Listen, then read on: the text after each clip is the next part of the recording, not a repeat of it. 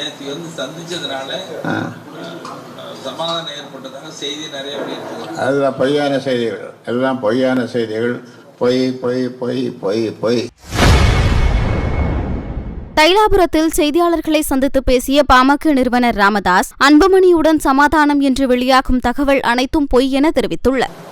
ஒரே நிகழ்வுக்காக அந்த நிகழ்வு நடந்ததுனால பிறந்தநாள் கொண்டாட்டத்துக்கு வந்ததுனால தமிழ் ஊடகங்கள்ல அன்புமணி ஆதரவாளர்கள் தான் அதிகமான பதிவுகளை இட்டிருக்காங்க. ரெண்டு பேரும் இணைச்சதா இது அவங்களே பயன்படுத்தி சொல்றாரு.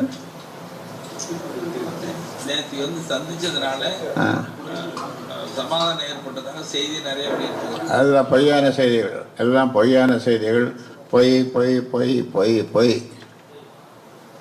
உங்களிடம் ஆசீர்வாதம் வாங்கிட்டு தான் போனாருன்ற மாதிரிலாம் ஒரு பதிவுலாம் போட்டிருந்தாங்க. எல்லாம் பொய் பொய் பொய் பொய்.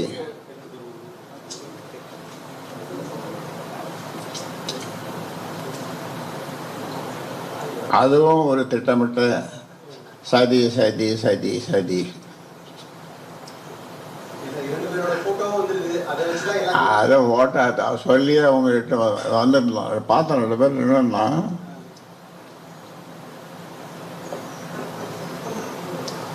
அவங்க இப்போ எல்லாம் எங்கே போனாலும் 2-3 கேமராமேன் கூட கூட்டு போகிறாங்க.